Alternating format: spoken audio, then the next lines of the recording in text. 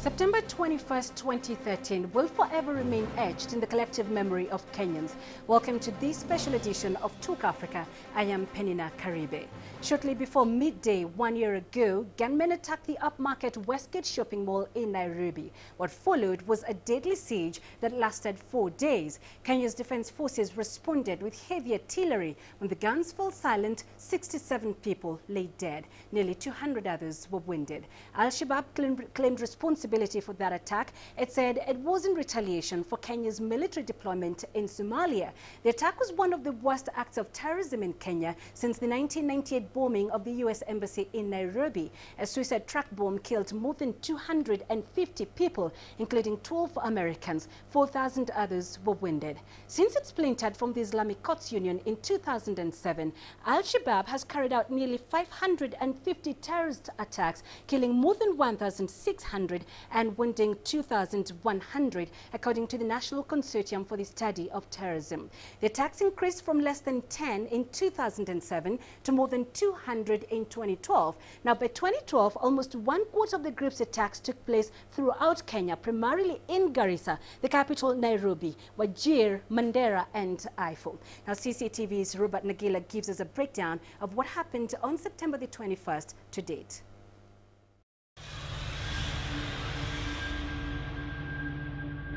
Noon, 21st September 2013.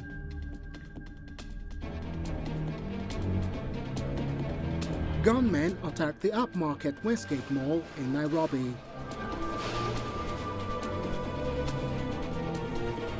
The attackers make their way through the 4-storied mall, shooting indiscriminately. Women and children are among the victims.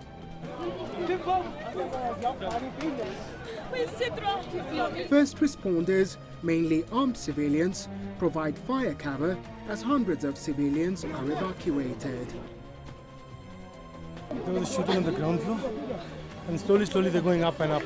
On top of the parking lot, they shot a lot of people. We've just evacuated them.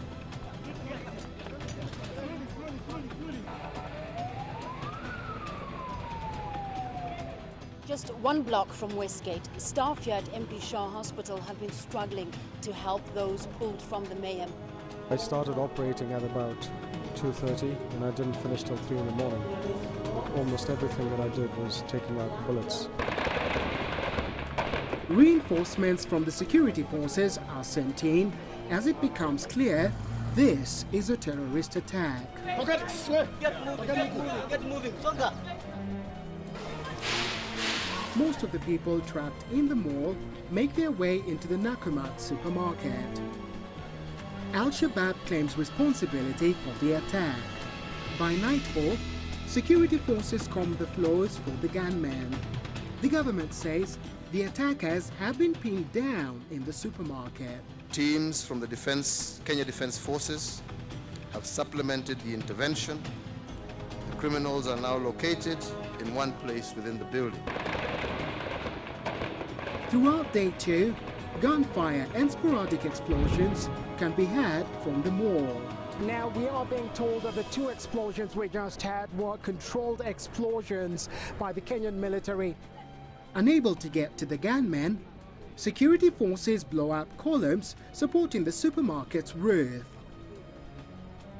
But conflicting statements from different agencies create more confusion. The smoke you are seeing from the building is as a result of the terrorists setting some mattress on fire to distract our action. I am aware that indications are that the building have been blown off, but nothing could be further from the truth. But pictures emerge showing the collapsed roof of the mall. It later emerges the 4 gunmen are killed when the wall collapses. Well, a month on, the mall remains sealed off. Investigators are still uncovering human remains. Kenyan security forces are accused of looting the premises during the operation. These troops seemingly are more interested in removing items from the store. This video has come as a shock and disappointment for many Kenyans. Kenya's president, while admitting the security operation was bungled, promises to set up a commission of inquiry. On November 4th, 4 people are charged in a court accused of aiding the attackers. As the year ends, Kenyans are no closer to finding out the truth about Westgate. Wearing hoods and brandishing AK-47s and grenades, the Westgate Mall attackers embarked on a bloody slaughter on a scale that stunned Kenya and indeed the rest of the world. Robert Nagela caught up with some of these survivors, and here's this story. I just woke up on that 21st of September. I was not feeling like going to work, but I decided I should go to work because I had an appointment around 2 o'clock. Well, it was actually a very strange day because on that morning I was actually on my way to Westgate itself. My wife and I had promised a coffee to each other on a Saturday morning. By that time I was working as a receptionist in the branch, so I had come from the bank just to bank the money. Then when I went upstairs after like 30 minutes, that when I had a loud bang. So when I reached the second floor of the escalator, we saw that all lights were off.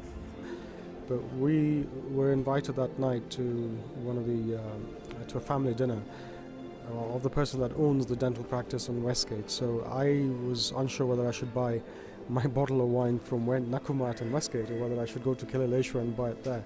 At that time the lifts were not going and the escalators too. So we had some shootings, we had to look down and to see what was going on. So I thought it was just the normal robbery that was going on because we had people shouting, thieves, thieves, thieves. So we were like, oh God, thieves from where? Some people had said that they are thieves who had come to steal at Barclays.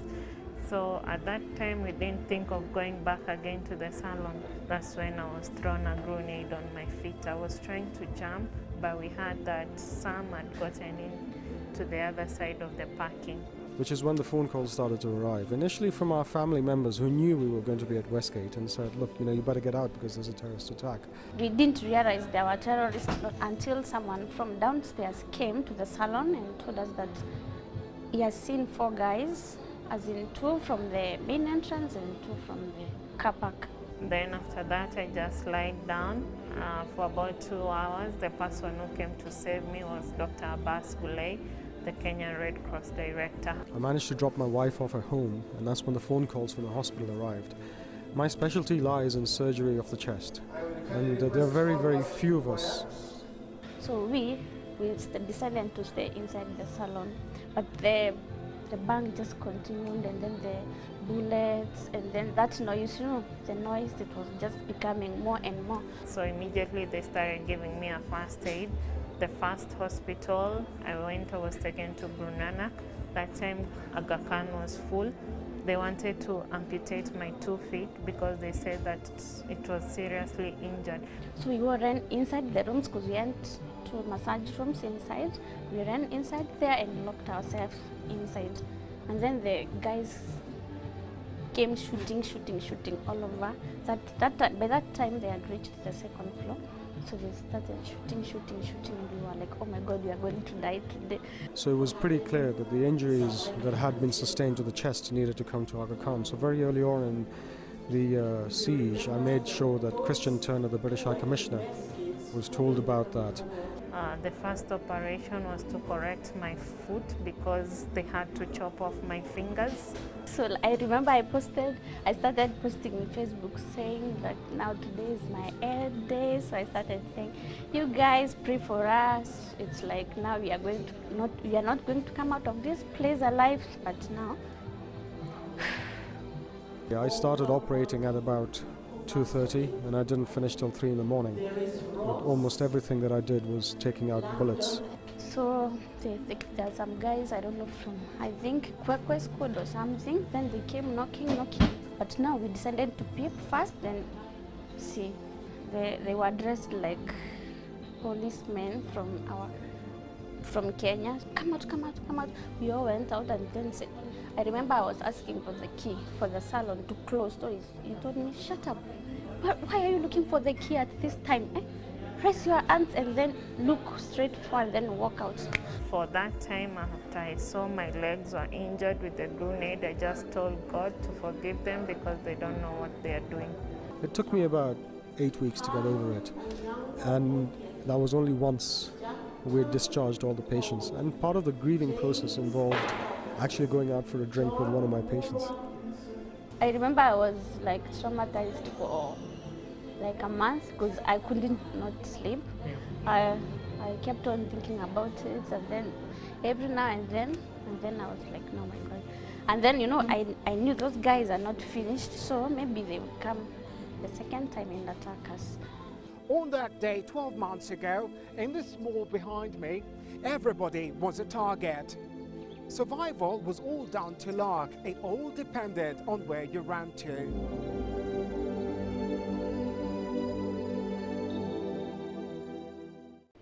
We'll now take a short break, and when we return, we'll take a look at Kenya government's robust response to the security threat posed by Al-Shabaab post-Westgate and how it has divided public opinion and attracted both praise and criticism almost in equal measure.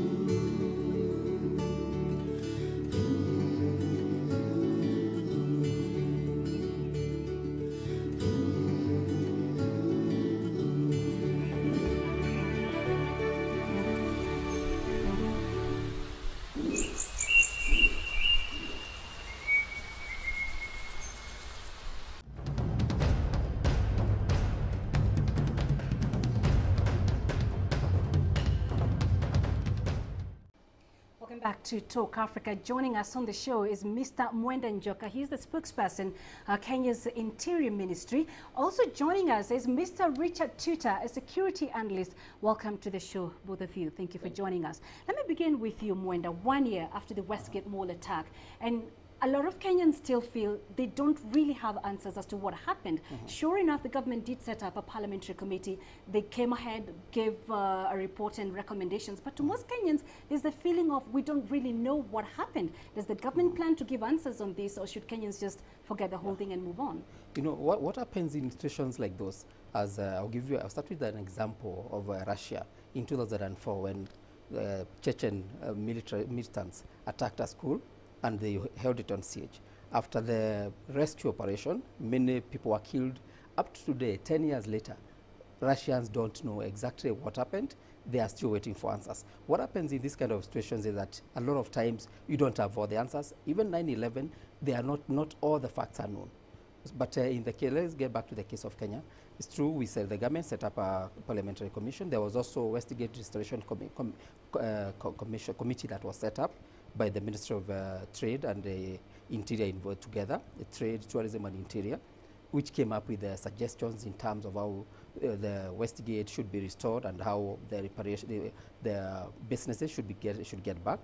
But by and large, these kind of operations after the event, it takes a long time before all the answers are known, if they will be known through and through. Right. Richard, let me come to you. You're a security analyst, and the government's response and reaction to that attack 1 year ago was criticized by a lot of Kenyans, and people felt it was slow, it was uncoordinated.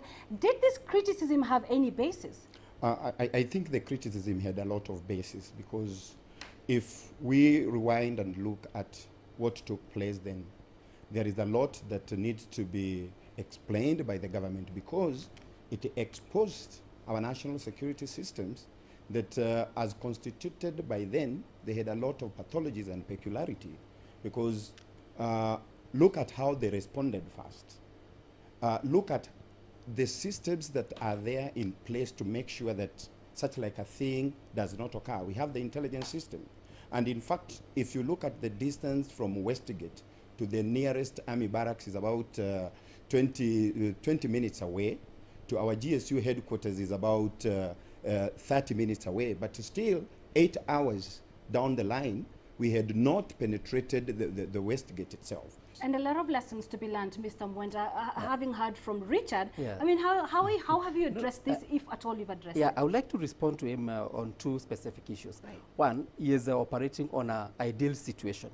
And when you have a terrorist attack, it's not an ideal situation. One, there's no template how you should react to a situation like that. Allow me to cut you short. Just allow me to cut you short. Because the counter to that, Mwenda, would be that Kenya has been a prime target for terrorists since 1998. And a lot of Kenyans would imagine that a country that is aware of how much threat is posed by terrorists, being a neighbor of Somalia, that you would be aware that, you know, we should come under attack any moment, that you'd be on the alert. But that is true. It doesn't mean that we are not on the alert. Yes. But what it means is that actually, the truth of the matter is there's no country that is safe from terrorist attacks. But in regard to what Richard is raising in terms of the response time, one, you know, let's start with the fact that when the attack happened, initially there were conflicting reports as to whether it was a terrorist attack or it was a bank robbery. It took a bit of time. In between that time, but the government was not able to release the let's say, counter-terrorism units. What happened was the regular police within like 30 minutes were there, and then it took, by that time we realized it wasn't actually a bank robbery, it was a terrorist attack. And that's the time now GSU came in, that's the time the military came in. But again, you also have to understand that we had no experience as a country, because it takes a situation like that to learn. We had no experience in having an interagency operation. So that's why it took a bit long. It may have not gone as seamless as they should have, but on a scale of 1 to 10, in similar cases, and I'll go back to Russia, when you have similar cases, you find that Kenya possibly may have scored 8 out of 10. Right. So, Richard, 1 year post-Westgate, how much has changed here in Kenya? I think until recently, when the president made some changes to our National Intelligence Service, I will not say that much has changed, because I was expecting that 1 year down the line by now we should be talking of a country that has got a counter-terror strategy. But as of now, what we are embracing still, we are still using the counter-terror tactics. I think we are not moving towards the direction that we should move as a country. Or if at all we are moving towards the direction that we should move as a country, but the speed is very slow, very slow. Right. And in fact, what we should be asking Mwenda is to tell us whether today, 1 year down the line, if at all, as a country, we have a counter-terror strategy. Do we? We do have, but again, I don't think Richard expects me to start expounding or for it to be made public. This is our counter-terror strategy. That is there. And the other thing that has changed is in terms of interagency cooperation. Remember I mentioned that previously we didn't have a clear structure and policy on how the various agencies, whether it's KDF or police or GSU and other NIS, how they interact. Right now we have a policy in place, we have a system in place, and they're able to work together. We know how the command structure will be if we have a situation like that. But the thing is, there are certain things of security that you don't put out in open. You don't go and say, yeah, we have this, these are the documents, this is where we put our agents, and these are the people who are following up these people. But I think the question is, Mwenda, how does a Kenyan, you know, the ordinary citizen, how did that person get to feel that my government is in charge, that I am safe in my country? By seeing, like in the last couple of months, we've not had any incidents. You think is that enough? You think that is by chance? It isn't by chance. Richard, I see Richard looking at you and thinking. It is good for Mwenda to say whether the strategies that he is not willing to expose, whether they are putting the terrorist on the run or they are putting the terrorist on the move. Because we may think that the terrorists are on the run, but they are on the move. Let me respond to that. There are two things that have happened. You've seen, truth be told, in situations where we are not able to arrest them, many of them have been killed. That's a fact. We've been accused of various things in that, because again, we are in a situation where you take action against, you take action against terrorists who are non-terrorists. Even when they pose danger to security agents, you are accused of human rights abuse. If you arrest them, sometimes you go and courts they don't think the same way we are thinking. So some of the strategies we put in place, we've engaged the criminal justice system, where we are able to, once we have the evidence about somebody and we arrest them, we are able to hold them for as long as it takes to be able to piece everything together, because terrorism is not normal crime. And then the other thing is talk about whether terrorists are on the run. Right now, we've seen cases of a lot of them being arrested or killed or disruption of their systems. And as we are speaking, the NCTC has a very robust system of ensuring that this is a continuous process. It's not just a one night stand kind but of thing. I think key to a lot of Kenyans wonder would be strategies that trickle down to the public. I would tell you, for instance, the rate of unemployment in this country contributes immensely to terrorism activities. Now, when I take you back to the activities on Peketoni at the coast, there's the impression created that the government is too slow. Again, too slow to respond to these attacks. I mean, you, for instance, will attest to the fact that it took quite a bit for the government to actually appear to even be doing something in Peketoni. And so the feeling amongst the Kenyans is, how much then is the government doing to give me the confidence that there is some proper strategies being implemented to ensure my safety? Yeah, I'll tell you, some of the, like you mentioned rightly, the issue of unemployment, economic empowerment are some very serious problems that make youth and other vulnerable people susceptible to terrorism as a quick way of getting either recognition or resources.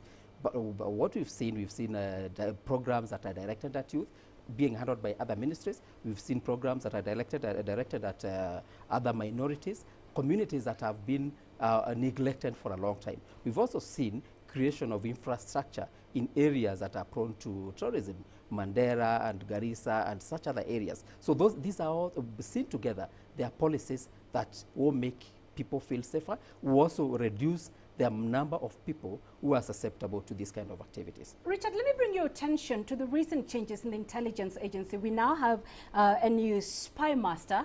How much impact do you think this will have in the fight against terrorism? I think we are the only developed democracy in the world that has got an intelligence community with a lot of pathologies.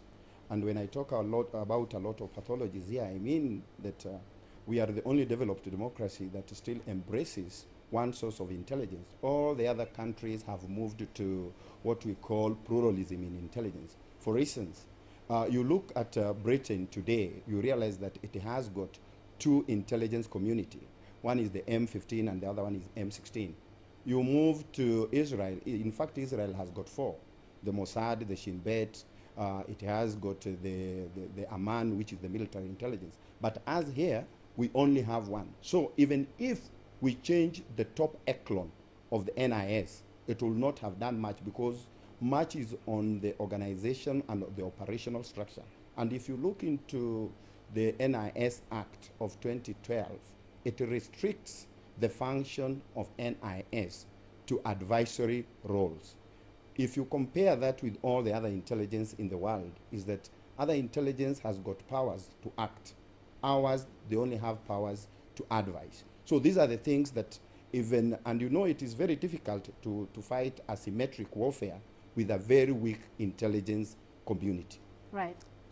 Let me just, before we get to the next question, let me commend Richard for mentioning that the NIS Act is actually has weakened the intelligence community in this country very significantly. That is a fact, because the act was not created by NIS. It was created by the democratic forces that are now demanding that we should do this or that. And I'll be happy if Richard brings up that and brings it out and talks about it much more, but so that others can also hear that kind of message. But in terms of us having just a singular intelligence unit, that is not true. There we have the NIS, we have the military intelligence, we also have criminal intelligence unit that deals with the criminal intelligence. So it's not exactly that we have a singular intelligence system. Also, besides that, the body that we crippled called provincial administration had a system of intelligence, but again, in our effort to create democracy, we dismantled some of the structures that would have assisted us in terms of security. These are some of the prices that we are paying for that. Right. But then again, that also brings in the question of efficiency in our security apparatus, because once again, there've been criticism that we're too dependent on foreign assistance. Taking you back to Westgate, we did have Israelis coming in. We did have investigators from New York. Let me just finish. We did have investigators. Offers. We did. They were not involved in the operation. Well, they may not have been. Yeah. But, you know, there is, and let me also bring in the comments of President Uhuru Kenyatta recently recently in the US-African Leaders Summit in the US, and he did say that the international community has abandoned Kenya, yet this isn't a problem that's unique to Kenya. The question is, how much dependent is Kenya on foreign assistance? Well, in terms of dependence, we have significant dependence because we operate within in an international community. And when we are dealing with the terrorism, it's not like dealing with bank robbers or normal criminals. So you need that kind of support in terms of intelligence sharing, in terms of also cooperation, cross-border cooperation, not just within international, but within the region. And that's why we've seen also a number of acts and pacts and treaties being signed in the last 1 year between Kenya, Uganda, Rwanda, Tanzania, within the East African region, to ensure that an attack on one country is an attack on another. But in terms of reliance on international support, it is a fact of life that we don't have the kind of capacity some of these countries have or experience. So it's not just in Kenya. Nigeria, the kind of problems they have, I mean, our terrorist problems pale in comparison. Right. Richard, why is the Kenyan government seemingly struggling to contain terrorism? I think the problem is, just the way I said, terrorists themselves, they have a strategy. As early as of today in the morning, I don't think that we have one. What we have is an anti-terror tactics, and you see, tactics is more shallow, because today we should be looking at ourselves and say, and in fact Mwenda said that he is not going to talk about it, but I want Mwenda to understand that even the developed democracy, like for instance Britain, the Britain counter-terror strategy is very much into the open. In fact, it is based on 4 Ps, which involves to pursue, to protect, to prevent, and to prepare. As I don't know what it is. What we have, in fact, we have not taken the issue of counterterrorism as serious as it ought to be. Because if we could have even been serious, by now we should be talking of a counter-terror police unit. But you see now what we have is a very small department within the police, which we call anti-terror unit. And in fact, if today we can come up with something that we call the counter-terror police unit, then we can be in a position to come up with strategies that will look into radicalization. What do we do about it? How do we delegitimize the things that makes people become terrorists, the things that makes people finance terrorism? But these are the things that are lacking. Secondly, what we are also lacking as a country is that we have invested more on our defense, and we have forgotten our homeland security. What I mean is that we have forgotten our police. We have modernized the army, but we have failed to modernize our police to make it meet the challenge of our time. Right, so Mwenda, quickly as we wrap up. I would like to correct Richard in terms of that we don't have a counter-terror strategy. Actually, we have, I can just give you an outline. There's something in terms of NCTC, we have a system where we are dealing with radicalization. It's already in place. And what you call 4 Ds and P, that's detect, deter, destroy, and then there's also P as in prosecution. So it's not like we are not doing anything, just sitting there waiting for things to happen. Right now, we also engaged with the imams and with various, as I explained also, in terms of economic policies. There are active actions that are being taken to ensure that all the vulnerable youths and the other communities are being taken into. But in terms of modernization of police, Yasin, we've already started modernization in terms of equipment, in terms of communication. So those are things that are happening which were neglected for the last 40 years or 50 years almost. Right. Yeah. Well, I'm afraid we have to leave it there. It's a topic that certainly needed more time. Do you feel safe? I've got to ask you that question before I wrap up. Do you feel safe? Yes, I am. Richard, do you? Me, I can take care of myself. Well, let's leave it there for now. Richard Tito, security analyst, thank you very much for joining us here in studio as well. With me is Mwenda Njoka, the Internal Security Ministry spokesperson. That's it for Talk Africa this week. I am Penina Karibe. Thanks for watching.